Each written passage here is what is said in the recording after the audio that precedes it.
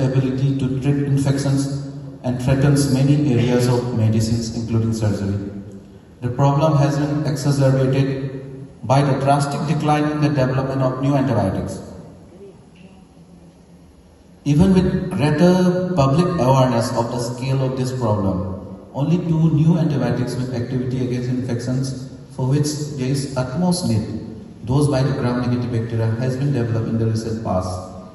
Most new antibiotics only target mostly the gram-positive bacteria. Although the development of resistance is a natural phenomenon, selection of resistant bacterial strains is driven by the antimicrobial use pattern in the humans as well as in the animal sectors. Bacteria differ in terms of the mechanisms by which they develop antibiotic resistance. Over the last couple of decades, novel mechanisms and dissemination of antibiotic resistance have been identified.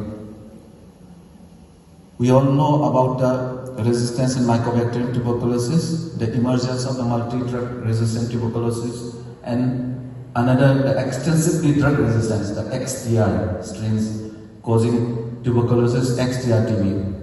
Then we have this antibiotic resistance strains that has emerged among both the gram-positive and the gram-negative species, including Staphylococcus aureus, the Enterococcus species, the Pseudomonas, Acinetobacter species, Escherichia coli, Klebsiella, Neisseria gonorrhea, etc.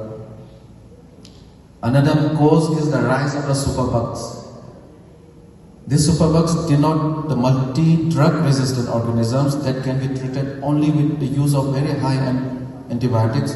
Examples of superbugs include the SKP groups, Communitum as a group of Enterococcus faecium, Staphylococcus aureus, Klebsiella pneumoniae, Acinetobacter baumannii, Pseudomonas aeruginosa, and Antibacterial species. Novel mechanisms and dissemination of antibiotic resistance have been identified in India under various studies undertaken throughout the country in various hospitals. We heard about recently the New Delhi beta-lactamase in the gram-negative bacteria. Then we have the AMPC, beta-lactamase mediated drug resistance in Enterobacteriaceae and the vancomycin resistant Enterococci. So the use of antibiotics, like studies done in the country have shown that resistance to antibiotics is directly linked to their usage. In 2010, India recorded a staggering 12.9 billion units of antibiotic consumption, which was the highest among all the countries. In addition, an increased consumption rate of carbamazepines, the lymphocytes, the glycopeptides, the linezolids, and daptomycin has been reported in another study done in the country. So to summarize, the use and abuse of antibiotics, I'll brief out some major points. The various reasons can be its easy access to medicines over the counter in medical stores without any prescriptions, self-medication through hearsay or information gathered from the internet or upon the advice of the shopkeeper, non-availability and non-utilization of laboratory services for cultures and antibiotic susceptibility testing. There is varying approach of treating doctors owing to the anxiety of missing a bacterial infection or for covering up secondary bacterial infection. Empirical but incorrect use of antibiotics, simultaneous use of more than a single antibiotic when actually not necessary. Not de-escalating when possible, inefficiency in the review of the response to antibiotics. There are varied perceptions such as perceived demand and expectation among key stakeholders and ethical challenges among healthcare professionals, unethical commercial practices to promote the sale of antibiotics in the large quantities, use of antibiotics by other non-medical and informal healthcare providers, regulatory issues, lack of strict implementation of the policies.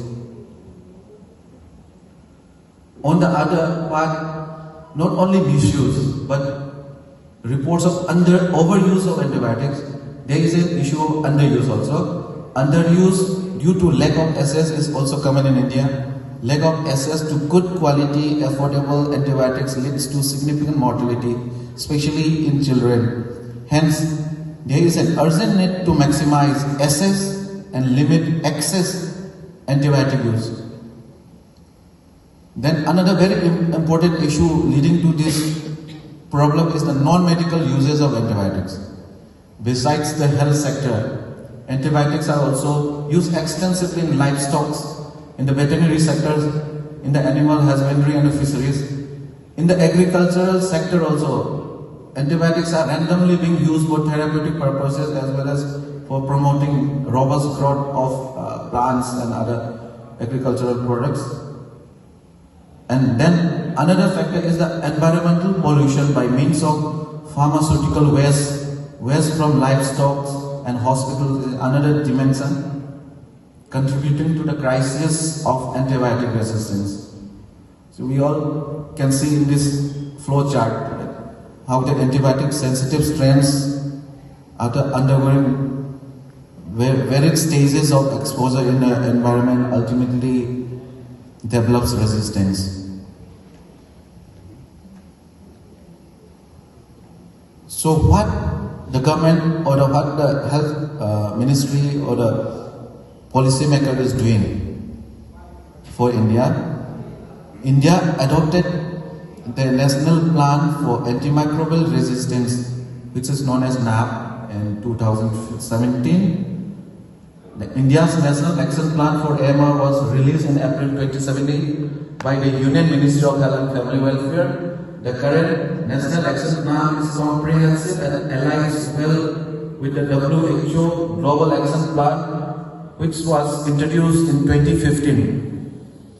The plan covers all the major 5 objectives as listed in the Global Action Plan and adds an additional objective related to strengthening India's leadership on antimicrobial resistance. The plan proposes to target several key aspects of AMR in both human as well as